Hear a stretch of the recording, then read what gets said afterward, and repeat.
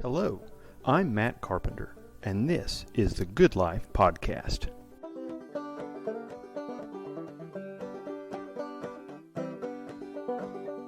Hello, glad you could join us today for the Good Life Podcast. I am Matt Carpenter, and I'm grateful today to have Dr. Miles Smith. He is a lecturer in history at Hillsdale College, which many of you are quite familiar with Hillsdale. He has written for Ad Fontes and online scholarly American history, political philosophy journal, and also the American Conservative, First Things, National Review.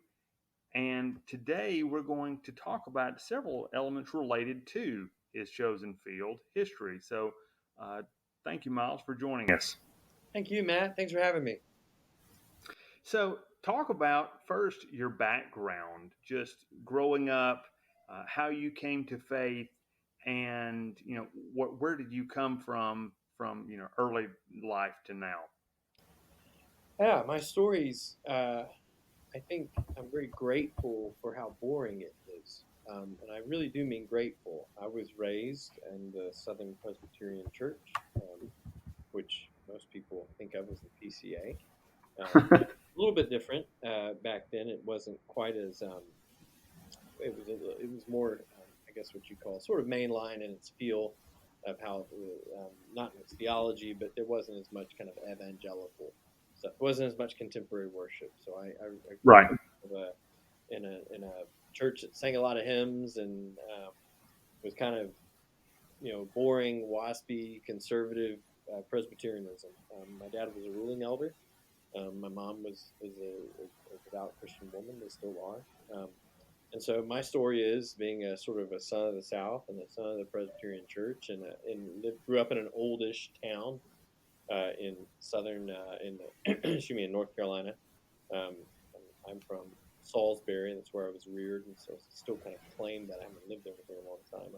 My hometowns I generally claim was Salisbury or Charlotte, which was just down the road from us. But that was my story. I was raised by Christian parents in a Bible believing church, and was very thankful for that. I grew up never really having a struggle with the faith. I think my questions about the gospel came later, but they were never there was never a question over whether the gospel was good or not, or whether it was something that was worth believing or not. I think that those questions, typically in your 20s, you're kind of asking, okay, what does actually belief mean? Now you've had belief, so what do you do with it as an adult? But I'm very grateful that I never struggled with believing.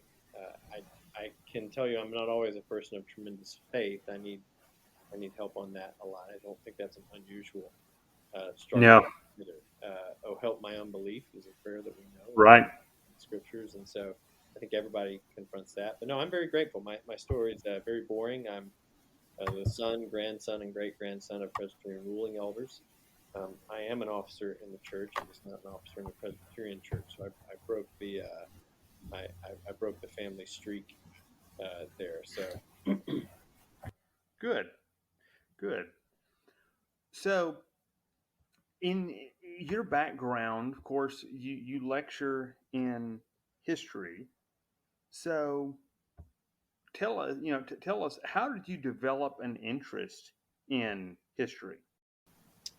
I think some of it was just where I grew up. I grew up in a little bit of an older city. Salisbury was a city that has its roots in the early 18th century. So it had Civil War history, and there was a lot of old buildings around. My family had been there a while. So I think I just grew up kind of cooked in to the fact that I was not, that my own time was not the only time, that things had happened before. My great-grandmother was alive until I was 9. And I knew her. I went to church with my great-grandparents. My great-grandmother was born in the spring of 1898. And so knowing her I think, and knowing my great grandfather too, he died when I was 7. Knowing both of them really, I think allowed me to sort of sense that okay, there was a time before the time I knew, and so to think historically was never a particular challenge. I think it is a challenge for some people, especially if, like so many Americans, we live away from family and we live away from where our roots are. But for me, that kind of came second nature, not because of any particular brilliance on my end, but just because that was my circumstance. Um, I grew up with history, and when I went to college, I went to the College of Charleston. Charleston's a very old historical city, so I think it was easy to think about um, history as something that was lived and something that was inherited and something that wasn't really dead either. Okay, good. So tell us then, what is your specialty in history? What is your area of concentration when you did your master's and then later your PhD? So I think when I went to the College of Charleston, one of the big things that you would see in the era that I was there in the first decade of the 21st century, there was a big focus on Atlantic history and the idea of the Atlantic world. And so a lot of that meant that you would look at ideas and folkways and food and kind of clothing, sort of anything that might have been exchanged in the Atlantic Basin. And what that really means is the North Atlantic Basin. So that took in the eastern United States, and my interest was the southeastern United States, the Caribbean, the Caribbean part of South America, Western Europe, and then parts of West Africa as well. And so I was really trained in sort of to be interested in the Atlantic world. But what I teach mainly is 19th century U.S. classes. Every once in a while, I teach Latin America. But that's mainly what I do is the history of the 19th century United States. So that's kind of my duties here on campus are really tend to be more about that. All right. So, is there anything in particular that you love about that period? What is it that you find most interesting about that era of history and this geographically this part? I mean, we live in the eastern part of port, east of the Mississippi. So what is it that draws you to that? So I think some of it was um, there's a real sense of civilization being grown and people being able to really see the construction of an entire civilization in a very quick amount of time. And sort of, you sort of think about what it meant then for the United States and for Americans as a people to commit themselves to certain social, intellectual, and religious ideas and practices, and to see them implement those in a generation or two. And what you realize is it's actually really remarkable how fast they're able to grow a pretty substantive and pretty healthy civilization. So I think that really is what's gotten me interested recently, sort of seeing civilization grow. I live in the Midwest now, and so seeing that people really hacked a civilization out of a wilderness in a span of about 30 years. And so that seems to be remarkable. And so I think my interest has been more recently looking at how social and religious ideas, in particular, had a role in the creation of that civilization. Because that's really what they're building, not really just building a town or a farm. They're building something they think has this kind of big civilizational aspect to it. I know a lot of your recent work at Ad Fontes is it focuses on early 20th century, late 19th and early 20th century religious development, but not solely religious development, but how, the relationship of religion and culture and government and education, how all those things are, they're not a bunch of, distinct Kantian categories that that we can pretend that live in the abstract. They all were enmeshed from our colonial origins, pre-colonial origins to now. So that I've enjoyed seeing, your work and also the work of others that emphasizes that. Yeah, I think that the big point you make that's absolutely right is that people didn't view these things as disjointed. Um, Everything was kind of really part of an organic whole: religion, education, the family, children. All these things I think were seen as having sort of a necessary consequence for human life, and all those consequences were tied together. I think folks understood that whether they might be pious or not, for example, whether they were particularly interested in religion or not, that religion had a role to play in society. Um, and so, the same way with education, whether people wanted their kids to learn, Latin or Greek or something like that, they understood there was a benefit to it. So, there was a real sense that these were things you had to do to maintain society. That society needed appropriate guardrails, and the early republic was a place where they found those in surprisingly traditional ways, especially through religion, society, the family, things like that. So what I hear you saying is we were not just a slightly Western equivalent of the French desire to have a purely enlightened society free of religion then. Well, I think what's interesting is that the United States was so broad, you could find that Right. for sure in parts of Virginia, parts of the northern cities. The South was less religious than the North in the era. The Bishop of Virginia in the 1850s and 60s was a man named William Meade, and Bishop Meade once mentioned how little religion, how everybody at William and Mary in 1805 and 1810 was an atheist. Mm. Lyman Atwater, in his short biographical memoir of Charles Hodge, talked about the irreligiosity at Princeton before when really while Hodge was in school. And so I think what it's worth thinking about is that none of this stuff maps on perfectly to the whole practice of the United States, but in as much as people believed that they were sort of bound to uphold some civilizational boundaries, they did not view themselves as sort of inheritors of the French Enlightenment, for sure. But there was um, a lot of sympathy for those things. So in many ways, the United States was at once more Christian and less Christian than we assumed in the era. Right. So it reminds me a little bit of Barry Allen Shane's The Myth of American Individualism in his points that we are not.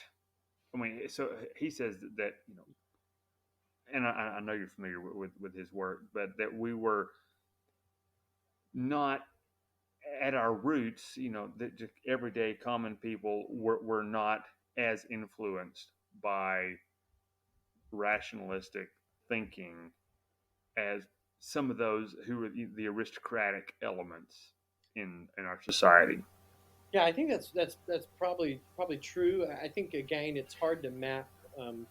There is no really one American people. I think what I would distinguish is there's perhaps an American civilizational boundary, the same way there was European civilizational boundaries. But it would be wrong to say that there was an American people in the era in the same way that one might say there was a European people in Mm. the same era. Okay. Yeah, so you really Americans are a pretty very diverse bunch in the era, and so they all operate. I like this. I use the term boundaries with my students for this reason. They all operate within certain boundaries, and the boundaries of that civilization are still relatively Christian. Um, Right. the early republic, but they don't all practice Christianity the same way. They don't all think about it the same way. They don't all interact with it necessarily the same way. But the boundaries of civilization are still relatively Christian. Right. Right. So C.S. Lewis, I know somewhere said that the world does not need more Christian literature. What it needs is more Christians writing good literature. And of course, the same would apply to the study and teaching of history. So In the opinion of Dr. Miles Smith, what makes a good historian? I think what makes a good historian is a commitment to pursuing truth in their craft without an immediate um, without an immediate social consequence from the truth that you're writing. So a good example is I can use kind of a left wing example and a right wing example. I if I'm teaching a group of progressive students, I might very very truthfully say that there was obviously deep problems with the United States' interaction with race and slavery in the early republic in the 19th century, and those were historical ills and historical tragedies.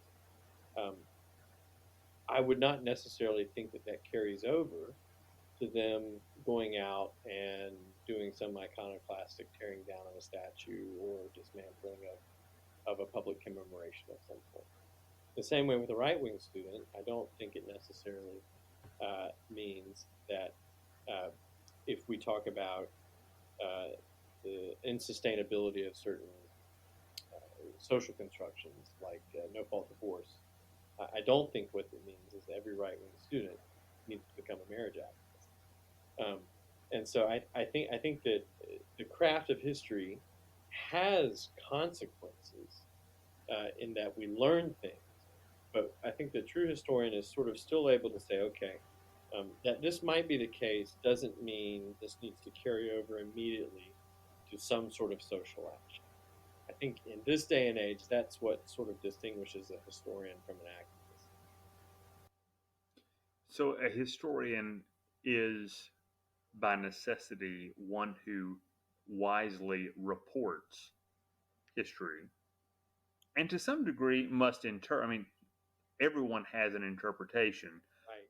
but you know, there's a difference between, or there should be a difference between a reporter and a pastor preaching on Sunday morning who Yeah. gives immediate application or should give application of some sort to the people, whereas a history teacher doesn't necessarily cast a vision for what everyone should now do because X, Y, and Z are true. Absolutely. So we're called professors for a reason. That we profess. It's a declarative act. We profess that this is a truthful narrative of what happened in history according to the best primary sources, and additionally secondary sources we can find. So we profess. Um, Okay. we That's our charge. I think that's what our vocational charge is. There may be some usefulness to society in what we do, but our first foot usefulness should probably be even to our own profession, which again sounds a little bit insular and intellectually incestuous. I don't think it is, because history is always hopefully correcting itself, Right. with a more accurate narrative of what it actually is. So Which I guess also requires a good deal of humility. yes, absolutely, absolutely. And I think humility. We all stand on the shoulders of giants. Everything I write is owed to skills that were taught to me by someone else, works that were that was guided to by my professors, and then they learned taught me how to seek out other sources. So absolutely, humility is a huge part of what makes a good historian a good historian. Okay.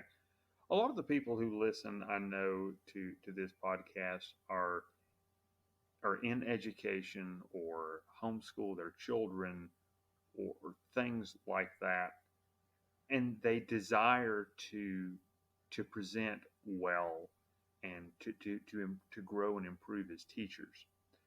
So, with that in mind, what is just the term historiography is used? And I know, speaking for myself, in getting an undergraduate degree with a concentration in history, I never once heard any professor mention historiography. So tell us, what is that, and how does it inform the craft of a historian? Yeah, the historiography, probably the easiest way to say it is the study of history. You are studying the conversations about history that have happened in books that have gone before you. So a great example is historiography is me learning about uh, the sort of development of historical consensus about specific topics. So let's say I'm thinking about the American Revolution. If I'm going to learn the historiography of it, I'll learn about books written about the American Revolution right after it happened, and then some written in the early part of the 19th century, and then the middle of the 19th century, the late 19th century, the early 20th century. So you kind of trace the development of the subject right up into your own time. So that's really historiography. You're studying the study of a particular topic. Okay, so for those who are practicing this, what are some fallacies you often encounter when with students, and even when you're interacting with other teachers? What are fallacies of preparing and teaching history, and also in studying history? I think the uh, a tendency is that we think that every lesson needs to have a point or a moral to it. Um, and those things are valuable in as much as they're things that human narrative have always included in sort of stories about heroes and the grand epics. But the pursuit of history doesn't need an immediate moral or an immediate sort of resolution to a historical problem. And so I think learning history means sort of setting aside this understandable, very human need of resolution or a moral or a sort of morality tale, and studying history for what happened. Um, Everybody, I think, people left, right, and center want to have morality tales given to them, and we want to have a quote unquote usable history. I think the true study of history means that you're sort of not going to look for a morality tale or a certain specific historical resolution within your narrative, because by doing that, you kind of have ideologically created a story on your own that you're now Right. going to sort of imprint onto whatever you're learning. So the search for a morality tale, the search for a moral of the story, the search for a sort of resolution is actually a sort of a human imposition on the historical record. So this reminds me a little bit of Herbert Butterfield's uh, book on the Whig view of history. I mean, is Yeah, that, it's that is what he points out, right? very much consistent with that book, and it's obviously great that you bring it up. You're an educated man. Obviously, Butterfield's um, complaint, as it were, is that by viewing the history through the lens of Whiggishness, and Whig history is the idea that history sort of inevitably bends to a certain sort of liberal, small L liberal, small D democratic, small C capitalistic society, a la the United States and England. Um, that, of course, what that's doing is imposing uh, Whiggish American or Whiggish British views on history that may not actually be there. And so it's very much exactly what Butterfield's complaining about. So is there a line though? Because I remember reading the first time I read his book, and there was internally something in me that thought, I agree, but we do have to make some moral judgments when, I mean, and I know you're not arguing against making moral judgments, so I'm not saying that, but I know when reading him, I appreciated his corrective, but I thought, there are certain things that we can't be 100% objective or dispassionate about.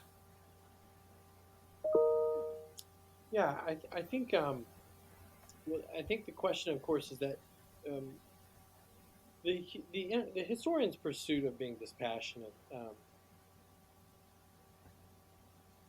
I don't think it was. I don't think it is necessarily a moral ambiguity. It's sort of about methodology. Um, Okay. so one, but and I think that what we might also say is there's certain things I think people sort of think about, especially kind of gender and changing sexual norms. They, my guess is a true historian probably isn't going to challenge those paradigms, being challenged historically received paradigms like that, because it's really not the point of history to think about, you know, the questions of, gender conflation or something like that. I mean, historians, we operate on fairly traditional paradigms. So I think that really the fear over an amoral historiography is probably a new one, and something that really doesn't, especially for traditionally trained people, it hasn't really come into play much. And I don't know how much, at least in scholarly writing, it still comes into play. Maybe in popular writing, but I think that scholarly historiography is still a relatively traditional field in some ways. Now that may change, and as kind of off kilter as things have gotten recently, they probably will change. But even right now, there's still a fairly traditional commitments um, on how history is written. Now again, that will probably change. Um, yeah, I think this passionate pursuit of history is not an amoral pursuit Okay. of history. If I can make that distinction. That's helpful for me uh, when I consider this, because for me, in the being both pastor and having taught history for 15 years, there's I can't help but there be some overlap between, with the two. But certainly when I was teaching students, that looked and sounded different than when I'm proclaiming God's word to a congregation. So, yeah, Yeah, that's I think historians are not pastors, and I think that's an important distinction to make. I mean, I don't teach. Um, I'm not a pastor, so it would be, I think, wrong for me to assume the moral qualifications to make the type of proclamations that pastors do as a historian. So right. But I am thankful though that having good, solid historians like yourself and some of the other guys who write for Ad Fontes and also other publications and yes, scholarly works can help us as we can help protect us from becoming too entrenched in ideology. So right, absolutely. in a similar way, it brings in, again, Lewis talks about the the sea breeze of the centuries through Yeah. through your minds. So our conversation perhaps has rendered this next question somewhat uh, unnecessary, but sometimes the discussion of schools of history is, I've encountered that. Is that something that for budding history teachers, is that something they should care about, or I mean, does it matter? And if so, what is the takeaway? So so tell us, what are schools of history, and how do they apply to studying and teaching? Yeah, I mean, schools of history don't come into my work that much. And I think because I work at a teaching college, so much of what I do is is teaches not a ton of theory. Now we'll do it sometimes, but I think some of it is it's just that you only have so much time. There's a lot Right. to do, and so I think anyone sort of saying how much should I worry about theory and how much should I worry about school of history, figuring out what the annals school is or something like that. It's probably not a huge priority, just because you have so much else to do. Most of us don't work at big, giant state universities where there's 60 people in a department and people can kind of worry about that. So I think most people who are actively teaching history, I don't know if that would be a particularly big priority if I were commending them on where to spend their time. Okay. Well, that is something I know I have just in talking with people I've discussed is, say, for example, someone reads or comes across the old progressives, like someone like Charles Beard, Right. in his view of the Constitution, with kind of a Marxist, very, very strong emphasis on social class and money and how it affects, versus Forrest McDonald, who takes issue with that view. Which, for Right. me, it's enjoyable to read two historians kind of going back and forth on that. But I think what I'm hearing you saying is that it's not something people should generally, unless you just get your kicks out of this type of thing, should really pay much attention to. Yeah, I think we.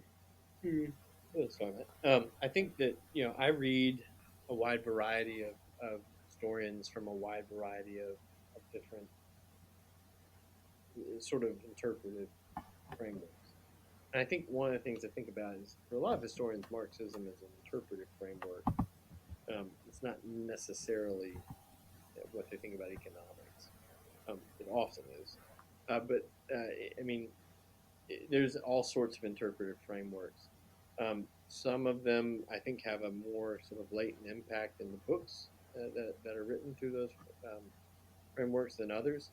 And so I would say I just don't know how much time even I think about it. Sometimes I do. If my upper level students ask questions, I do. But it's just when it's in surveys, it's not something I spend just a ton of time. Right, right. So we hear about conspiracy theories, and then there's also conspiracy history. Right. There are ideas about the past, some of which have very little basis in received fact, more in people's minds.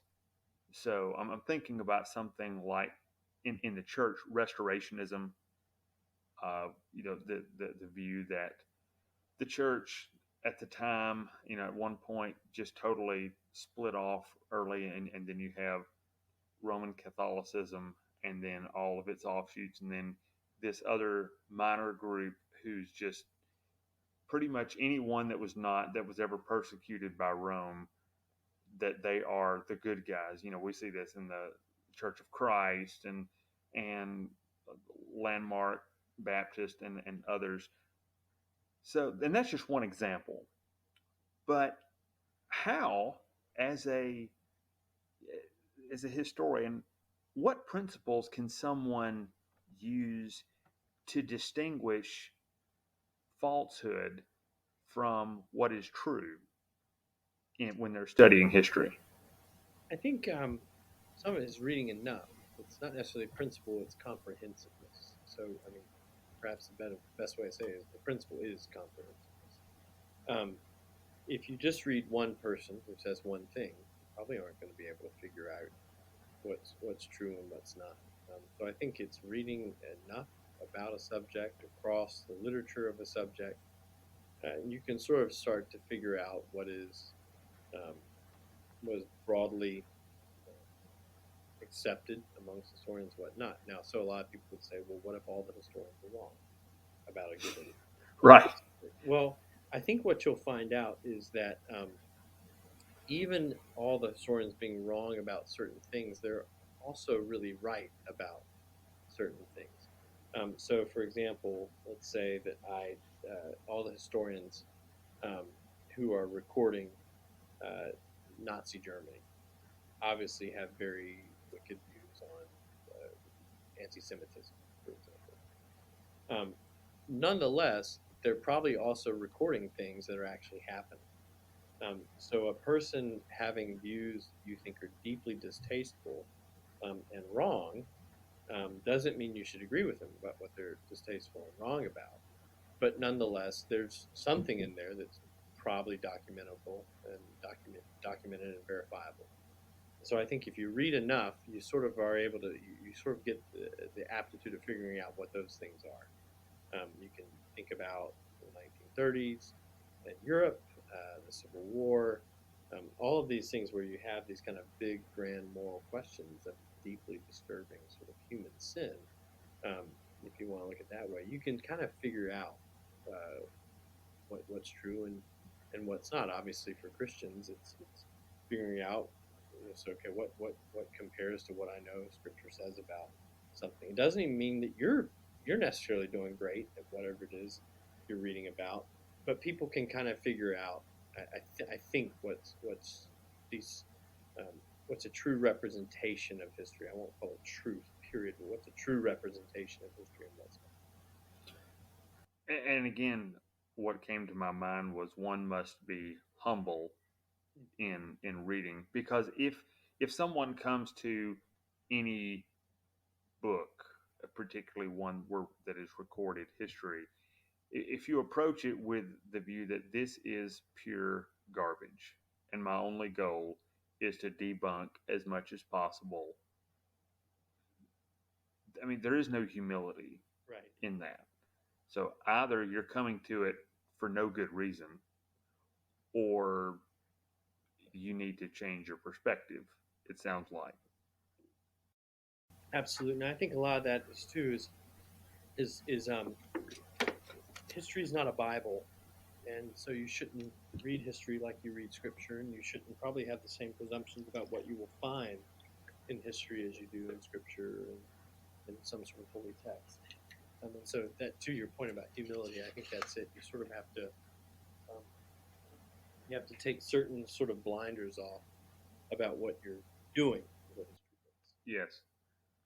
So a lot of historians doubt stories from the Old Testament, especially the stories in Genesis and such. They doubt many of the supernatural elements.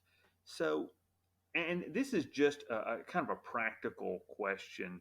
At what point in ancient history, so I'm not just referring to the Bible here, but at what point in ancient history do historians begin to accept written accounts as valid?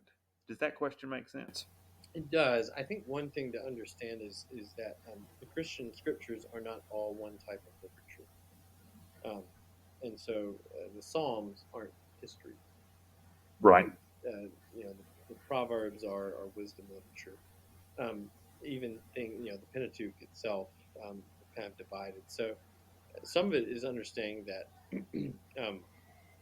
the Latins and Greeks, Romans and Greeks, are writing differently in a different way than the Hebrews did. So, for example, the first few verses of Genesis um, are often read as sort of history. John Calvin famously got angry with his students who were trying to sort of extrapolate what happened at the creation narrative, and he got angry and he told him, shouted them on, and said, "He who would be an astronomer, let him go elsewhere." Hmm. And the reason why he did that is because he probably understood that the point of the book of Genesis um, is written in such a way that it's not necessarily meant to be a science account. The point of the book of Genesis, especially if you read about the days, for example, and each of the days begins and ends a bit differently than what we think of it. And it goes like this: it was evening and there was morning, the first day. Now, if you're like me, you typically wake up in the morning. It's the beginning of the day. But the Genesis account hasn't switched. And why is that? Well, because the Genesis account is true. I believe that Scripture is inerrant, and that's true. But it's poetry. It's painting a picture of resurrection. It's not necessarily trying to get you to figure out all the scientific processes about the creation of the heavens and earth. It's getting you to realize that the creations of the heaven and earth is pointing to resurrection even at the beginning. And so you read Genesis differently than you read a history book. And so the question of I think how do we accept the Bible is true, I think is maybe different than the question of whether it's a historical replica or not. So, for example, we don't questions over eschatology go to this, right? How do we read the Book of Revelation and things like that? So, I think the question of inerrancy and the question of whether the Bible is historical are different.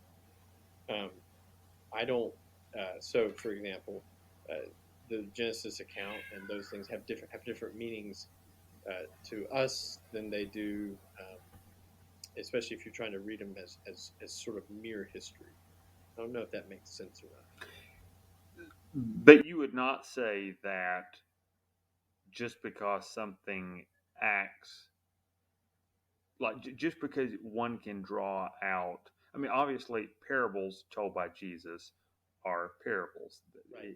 He's not saying that there was literally a man that had two sons. Actually, his name was Bill, but I'm not going to include that here. So no.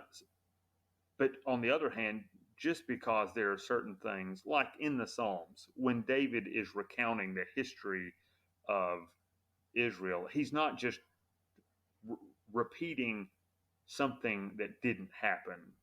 That's merely oral tradition. I mean, so a great way to think about this is to go to the initial point that Scripture is written differently by different people.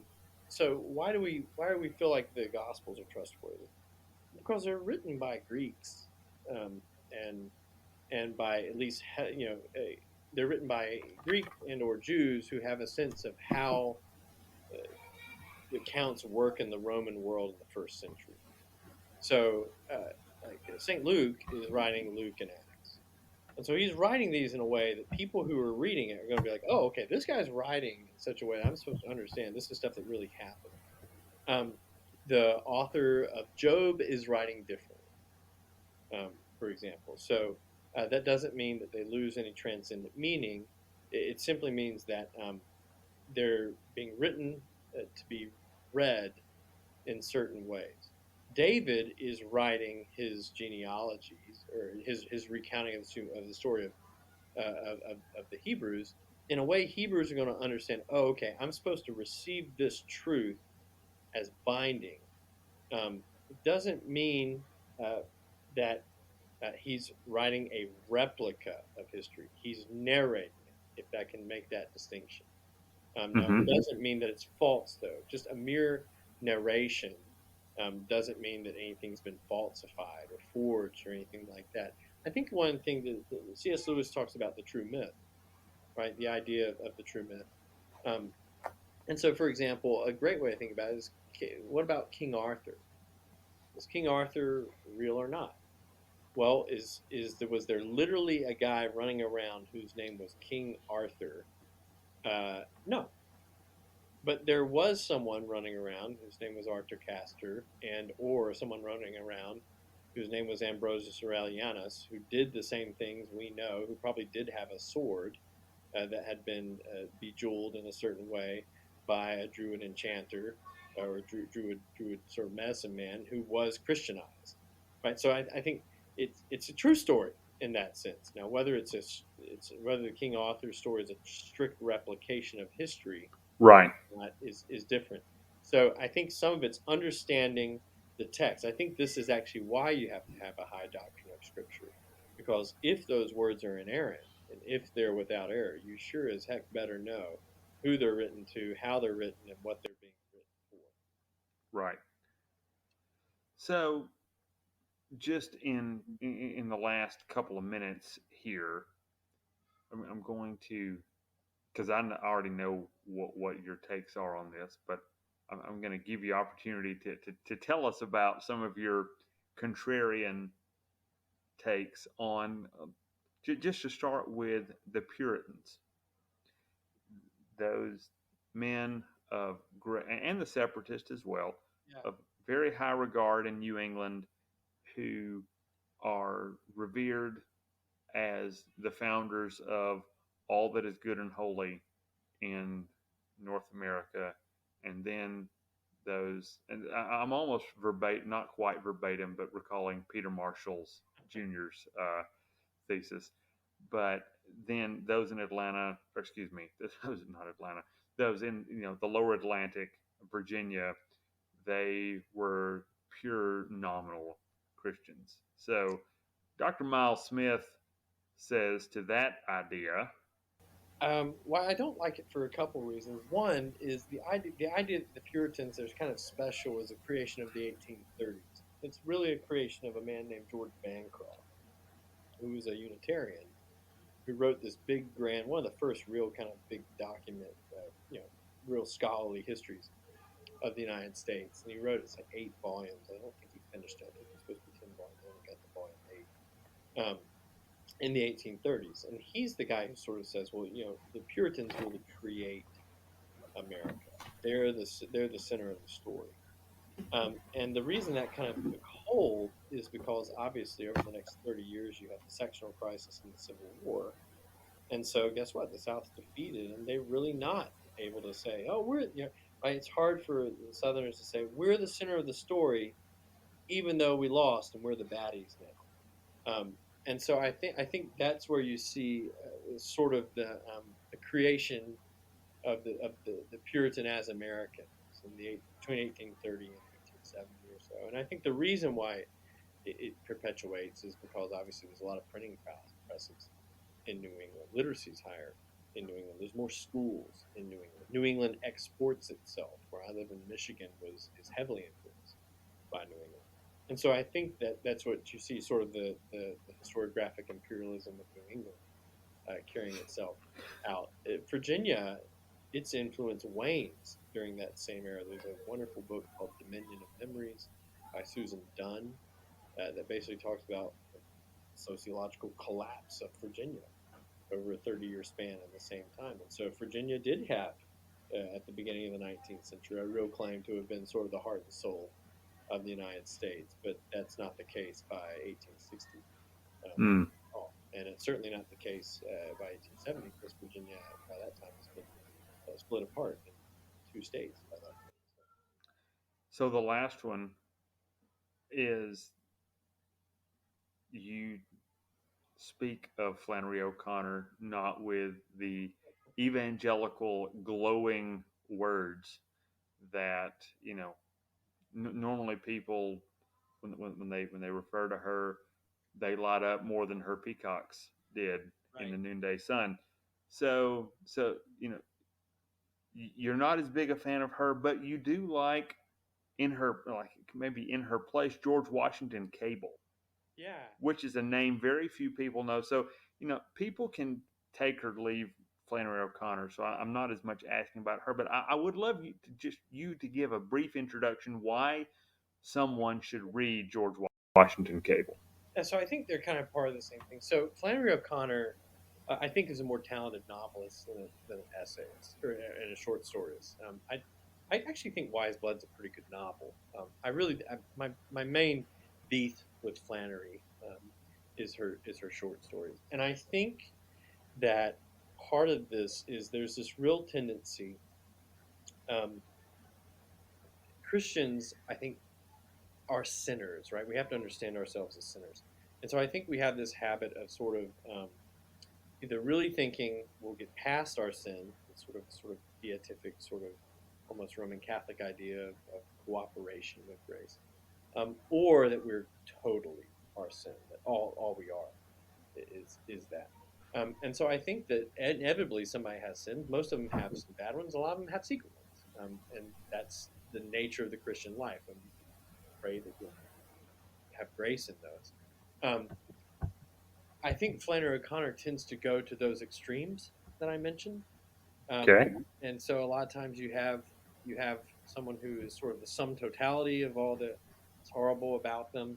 And their identity is almost everything that's horrible about them. And then there's other people who are kind of almost just innocent to the point of holiness. And I just don't think that's a very accurate picture of the way people are. I like George Washington Cable precisely because his characters.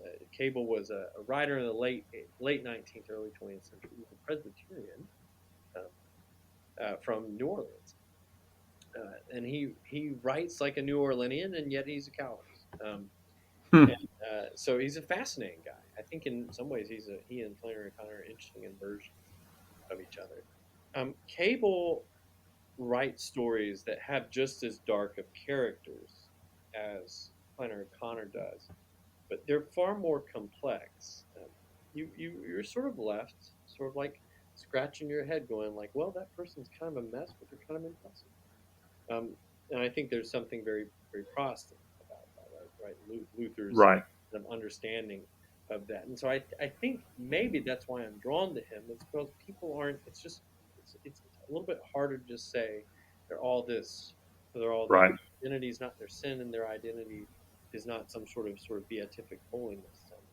They're they're kind of normal messes, and I think there's this point where a lot of people are normal messes. So Cable, I think, is someone who's worth reading. He was also very much against the South's racial regime. He moved to New England because of that. Right. And so, yeah, Cable's a fascinating guy who I would like to see get more um, street cred. Well, I actually was introduced to him in 11th grade.